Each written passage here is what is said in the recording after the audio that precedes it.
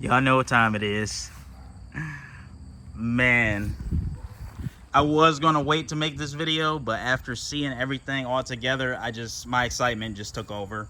But you are looking at the one and only $11.99 Panigale swapped DUCATI GROM. Just pan around. That exhaust came out awesome.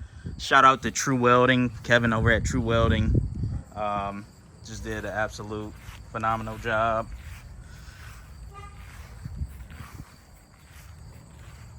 There are some tweaks that we have to make still. This was something that I noticed. I don't even really know if this is worth mentioning because this is getting fixed tomorrow, but this chain guide, I think when this was welded, it got a little tight. So the clearance isn't as much as I feel comfortable with. So that's going to get widened up tomorrow. Fuel tech mount. Fuel tech to the front, baby. Even got a nice little mount for the FT Nano. And then check out this this mount right here for the IAT sensor. Welded into the frame. Coils are mounted up here. GM LS coils. I think these are ZR1 coils. It's been a while since I ordered them. I forgot, but I think they are from a ZR1 Corvette or LS3 Corvette, one of them. But it came out absolutely awesome. The second radiator I don't have on there, and I'll be honest, I might end up switching that up a little bit because I'm not, like, that was a compromise that I had to make, mounting it underneath the engine like that. But I don't know. I'm almost thinking it might make more sense to get some custom cores and maybe mount them at an angle on the side or something. So, or maybe just get a custom longitudinal radiator with 45-degree angle cores on the side, because I feel like it might actually look pretty good on this. But I have already started wiring the harness for this. I just finished this switch up last night. So this is the multi-function switch right here. I got to fasten this on.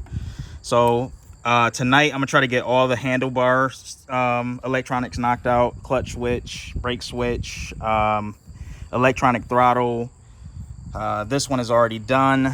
And then from that point forward, I'm gonna start laying out the harness with the two main A and B connectors. Oh yeah, I gotta knock these out too, but these also have to be tied into the rear blinkers as well.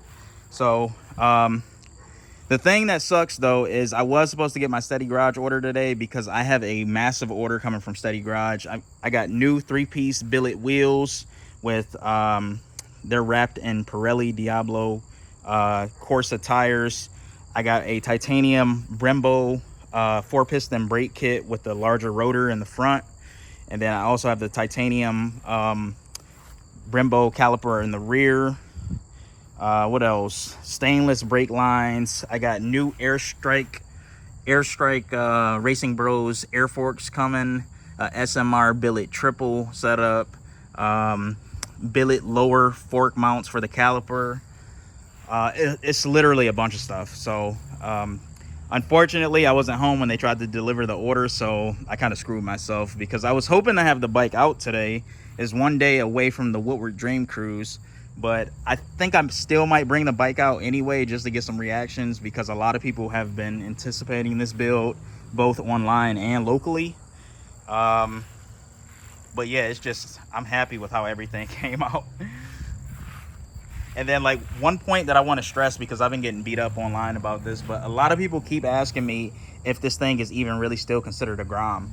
So without further ado, I am going to show you that this thing still is very much so a Grom. You can see all the stock attachment points are still there. Really the only custom part is between here and here, and that's a given for any swap. Any type of swap worth a damn on a Honda Grom, you are going to have to cut out that center frame, because I think the largest longitudinal motor you could get is like a 250. Like, I don't even think the CBR 300 fits with the stock center spine. Or I know they give you like a custom mounting structure to bolt in place, but anything larger than that, you have to cut out that center spine section. other than that, everything is still OEM Grom. So any suspension part, any handlebar, any forks, brakes, shocks, swing arm, anything cosmetic, I can literally bolt it up right from right to the Grom like it's factory. But I do want to take a minute just to look over this exhaust because it came out absolutely perfect. And then I'll even take it a step further. I got this off the TikTok shop, this Alloy Man, shout out to them. But let me take this off real quick. I'll just do it raw while I'm on camera. Take this off. That green thing is gonna pop out just like I said it would. But that is a better picture, or I'm sorry, a better shot at the exhaust. It came out absolutely perfect. So what we decided to do right here is, this is actually a two-piece exhaust. This piece right here, this header primary for the rear head, this is actually separate. This is joined together at this merge point with a 2 1/4 V-band. This was actually an idea that I had because I like to always have serviceability in mind. Like, I don't like making things a pain in the ass to work on. So this actually ended up working out pretty good. So this exhaust, I haven't decided on if I'm going to have it ceramic coated or what, but I'm a real big stickler for raw welds. Like, this looks absolutely insane. I almost wish I could just leave this plate off and just just rock it with this exposed, but it came out pretty good. The one thing I am curious about is how this is actually going to sound, because technically it is a straight piped exhaust configuration, so I really don't know what it'll end up sounding like. But I mean, worst case scenario, if I don't like how it sounds, I could always cut this off, add another 2 1/4 inch V-band, and then maybe get like an Akrapovic exhaust or something, which I will gladly accept donations for, because I cannot afford that right now. So yeah, that's kind of the deal with that. This is the fuel cell. I want to say when I calculated this, this holds right around 1.5-ish gallons, if I'm not mistaken. And then the tank up here holds like a little bit over 2 liters. So I wish I could have got a little bit of a bigger tank in it. I probably could have raised this a little bit higher, but then again, I didn't want this to look super obnoxious from the backside of the bike, because this, I mean, even though it's a fuel cell in the swing arm, it looks pretty good, and it'll look even better when I get it powder coated. So, but this is running 2 fuel tanks, and basically how this works is I have a -10 feed line in the top of the tank. This is a -10 vent line with a Holley rollover valve in it. And then this is my flex fuel sensor right here, which I kind of just plumbed in there just in case I do get a bigger fuel system, because the bike, I could easily put it on E85 with the Fuel Tech system. So I was just more so planning ahead with that. But basically what would connect to this feed line right here is actually, if you look, pull this panel back, see if I can look in there. Let me see. You can actually see it right there. It's welded on the side of the tank, on the bottom side of the tank. That is a -10 fitting. So basically, as this tank gets fuel, a line will be connected from here down to this fitting, and it'll fill this tank up. And then that extra -10 line, that'll be a line that runs up the side of the bike, and it'll be like a uni filter up here just to act as a breather for it. I did get this really nice Amazon seat. A lot of people were bashing the crap out of this online, but to be honest, I actually like it. Like that, I think this transforms the look of the bike a lot. That looks very good, because I'm not the biggest fan of the stock Grom seat at all. Another thing worth mentioning is, what else? So I do have the secondary radiator off. I'll be honest, I love the look of this a lot more. I know this CBR 300 single radiator probably won't be enough to cool the engine, but I'm going to try it anyways and just see what happens. But I mean, aesthetics is a big thing, and just because something is functional really doesn't mean that it makes the best sense. I think aesthetics is almost more important than functionality. But yeah, man, like I said, this video, I wasn't planning on dropping this one as soon as I am, but the excitement is toppling right now because this just looks so good. So let me just pan for you guys. But you can see what I was talking about as far as the radiator connections. I got a bung welded in there for the GMLS engine coolant sensor. This is a -8 port right here. And then this is a little nipple port for the oil cooler from the stock Panigale 1199. So I got to get a longer hose for that.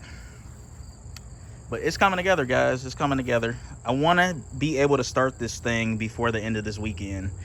So today and tomorrow is going to be oh man, it's about to be so busy. It's about to be a busy day.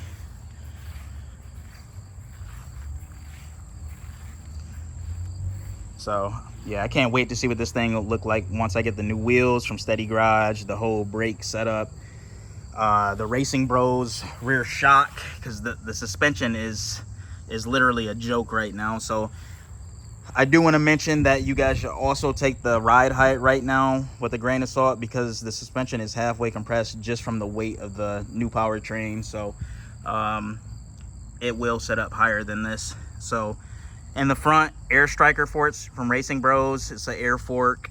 And then in the rear, it'll be I believe I got a 150 Newton meter Racing Bros double adjustable rear shock, also from Steady Garage. And then let me sit on the bike. So this is a very cool cockpit view. I'm going to get some very good POV videos with this.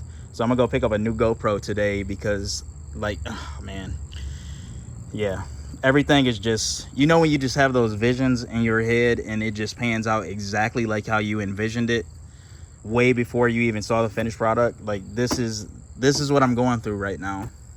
Everything is just perfect. Got adequate clearance for the radiator cap fill. Coils are up here. This worked out pretty good. What else? I got a stock Panigale 1199 clutch line from Spiegler Performance. Shout out to those guys. If you guys are in the Midwest near the Ohio area and you need something like literally next day, definitely give them a look, because I got a tracking number as soon as I put this in my cart, damn near. So it worked out perfect, because I was gonna have a custom one made, but that didn't pan out because this had a pretty oddball slave banjo size. The one thing that probably will throw some people for a loop is this. So my bike doesn't shift like a normal sport bike. It actually shifts like a dirt bike. So to shift up, to go to like if you're in first gear, you want to go to second, you actually have to shift up just like a dirt bike. So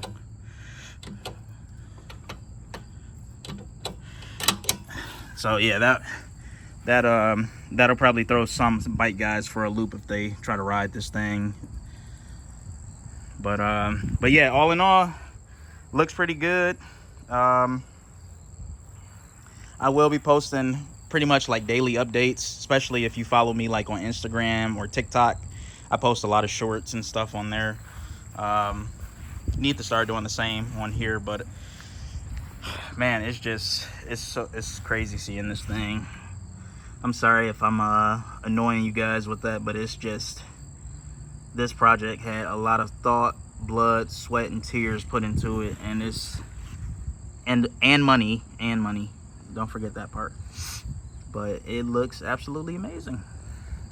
Looks exactly like what I wanted it to look like.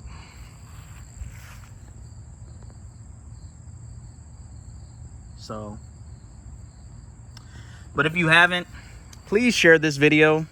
The more exposure projects get like this, the more crazy shit that I could do like this. So it definitely helps out, definitely from a subscriber and revenue perspective, because this is not cheap. But yeah, if you can find it in your heart, please share the video, brother. Please, brother and sister, share the video. Please like, comment, and subscribe, and hit that notification bell. It definitely helps out a lot. So yeah, look out for the updates, because it is about to be a busy weekend and a busy upcoming week, because I have a lot of work to do. There was already a lot of work done.